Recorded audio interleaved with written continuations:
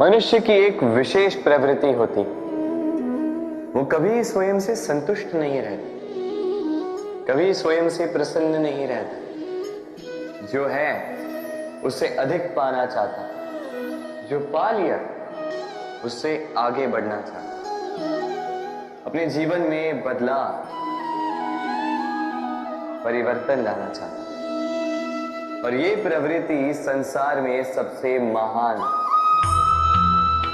क्योंकि इसी प्रवृत्ति के चलते संसार में विकास होता है। किंतु इस बदलाव के लिए मनुष्य उसकी खोज में रहता है जो उसके जीवन में बदलाव ला सके, उसे मार्ग दिखा सके, उसके जीवन में परिवर्तन ला सके। और इसके लिए मनुष्य संसार भर में उसे खोजता है जो उसके पास है।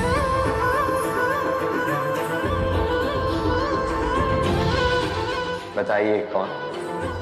यदि कोई आपका जीवन बदल सकता है तो दर्पण देखिए।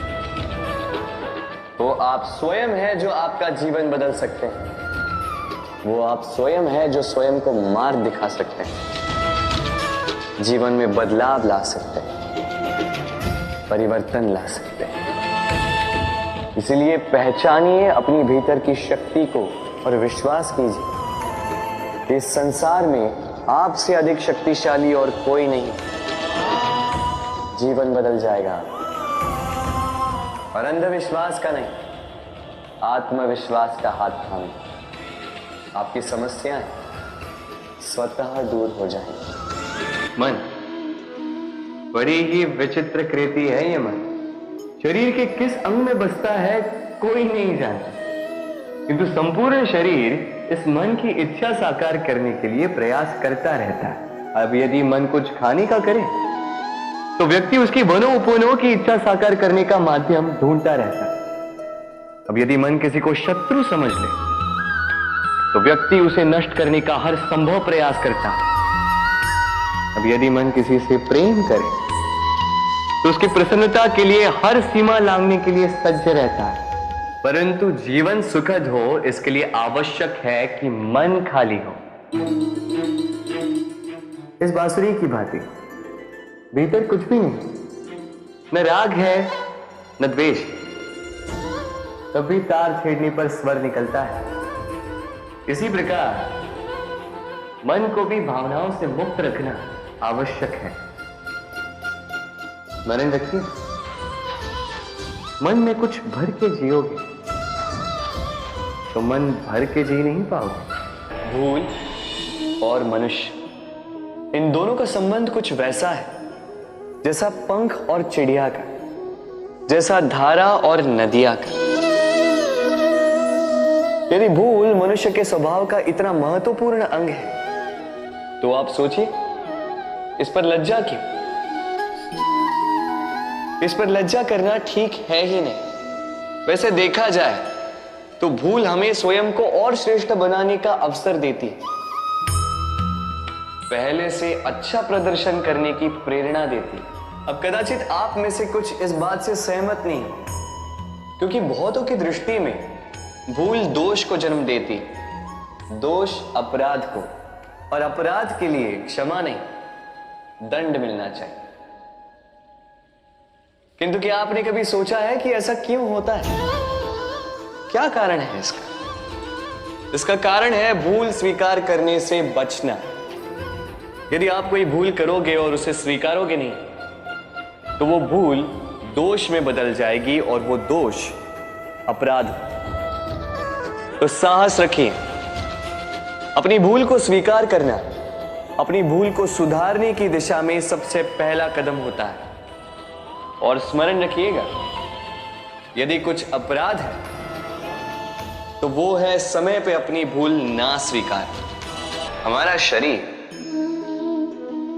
प्रकृति की सर्वोत्तम रचना है। जो अंग, जो तत्व हमें मिले, उन सब का अपना अपना एक संदेश है। दो आंखें दी हैं देखने के लिए, दो कान दिए हैं सुनने के लिए, नथुने भी दो हाथ दिए हैं दोहरा परिश्रम करने के लिए, किंतु जीव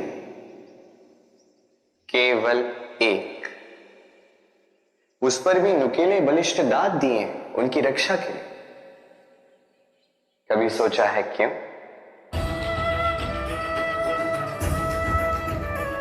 क्योंकि शब्द और शब्दों का उपयोग मनुष्य का सबसे बड़ा शस्त्र है, जिसका उपयोग जितना सोच समझकर किया जाए, मनुष्य जीवन में उतना ही ऊपर उठता है। तो समझे ना? देखो, सुनो, समझो अधिक, बोलो कम। मनुष्य का स्वभाव है कमाना, संग्रह करना, फिर चाहे वो धन हो, नाते, संबंध या हो प्रसन्नता। परंतु क्या आपने कभी सोचा है, नियति ने यह संग्रह करने की प्रकृति मनुष्य में क्यों डाली? एक बीज से पौधा पनपता है, उसके भोजन से फल संग्रहित होता है। क्यों? इसलिए ताकि वृक्ष उसे स्वयं खा सके?